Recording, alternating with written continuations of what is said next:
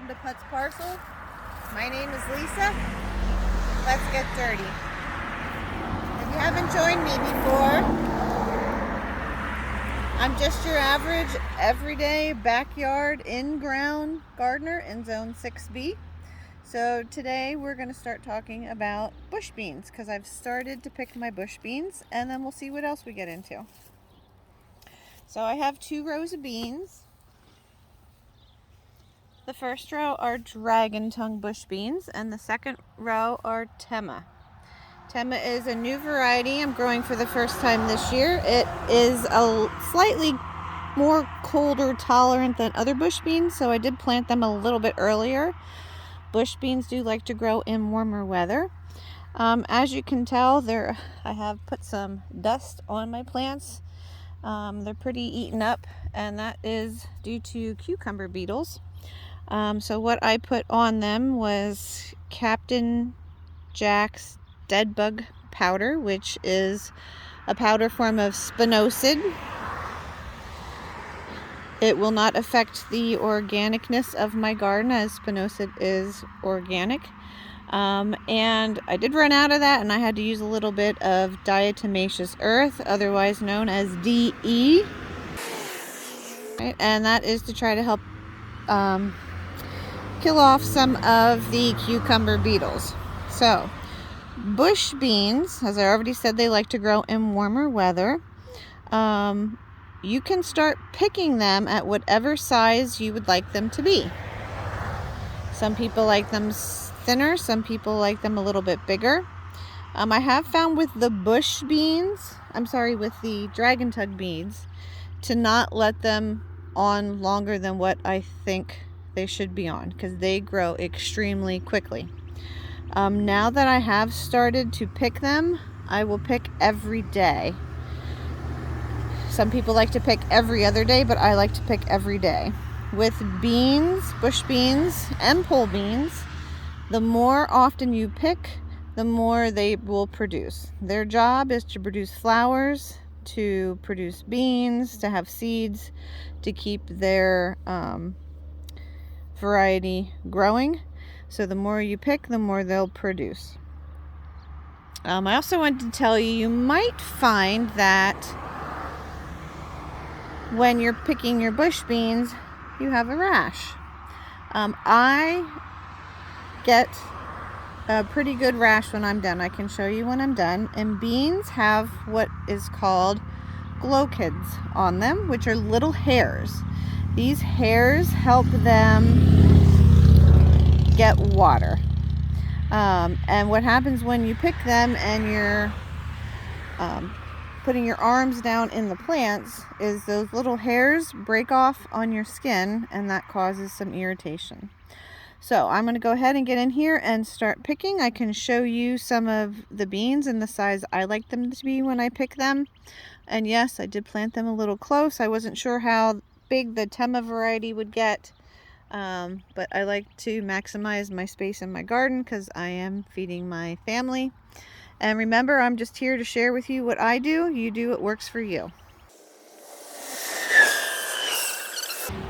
Alright, so to pick bush beans, you do have to get down into the beans. Sometimes I'll even actually wear like long pants, especially when my plants are this dense, because I don't know what's in underneath there, and that kind of creeps me out. There might be spiders. I have gotten bit by spiders already out in my garden. You do have to get down into the plants and push them aside so that you can find the beans.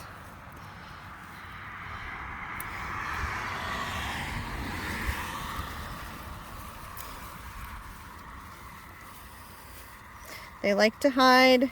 They blend in with the leaves and the stems.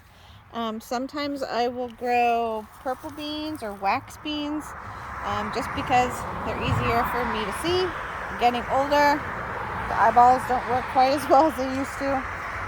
But let's keep picking here.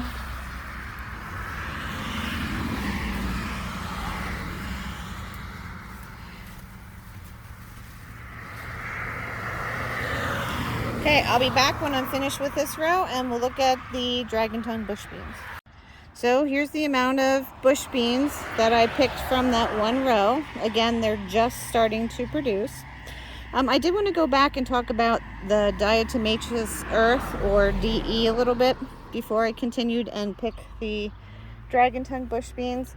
You want to be careful when you're using it to not breathe it in. It is a crushed rock and it can affect your lungs if you would breathe it in and get it into your lungs. I also wanted to talk about fertilizing bush beans. I do not fertilize my bush beans. Beans, just like peas, are nitrogen fixers. So they will actually add nitrogen to your soil. So they don't need nitrogen to produce.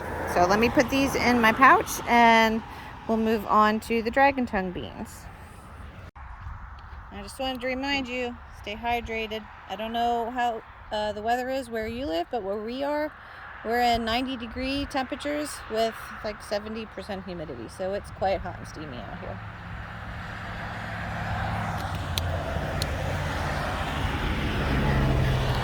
Okay, let's see. I've only gotten a couple of dragon tongue bush beans so far, so I'm not sure if we're going to find any, but I need to look.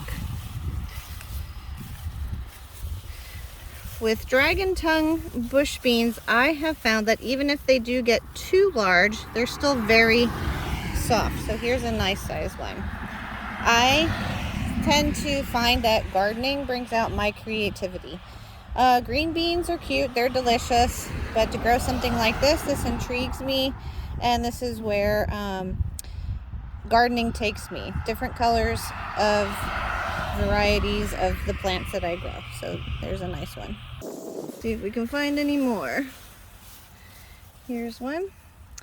Also with these, you'll see all different colors. So usually they're yellow with purple spots. Sometimes they'll be a little bit green.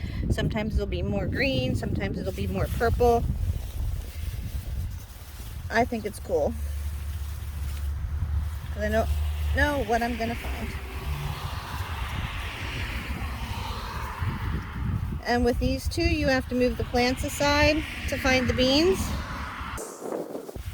Now lift them. You also want to be gentle so you're not knocking the blossoms off, because if you knock the blossoms off, you're losing beans. All right, I'll see you at the end and show you what I got. All right, so here is my Chinese cabbage called Kilo. Sorry, K-I-L-O. Assuming named that because of the size. There's one. There's another one, and I do have one squished in the middle here, so hopefully harvesting one of them will give the other one some room. This is my first time growing this variety, so I'm gonna harvest it. I'm just gonna get to the bottom of the plant and cut it off, hopefully. That's my plan. If I can't cut it off with my hori-hori, I'm going to pull it out.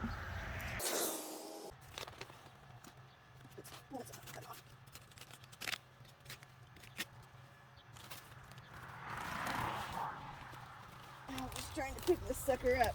I think we're gonna have to weigh it. Definitely a kilo cabbage. For joining me in Put's Parcel today. Go get those hands dirty.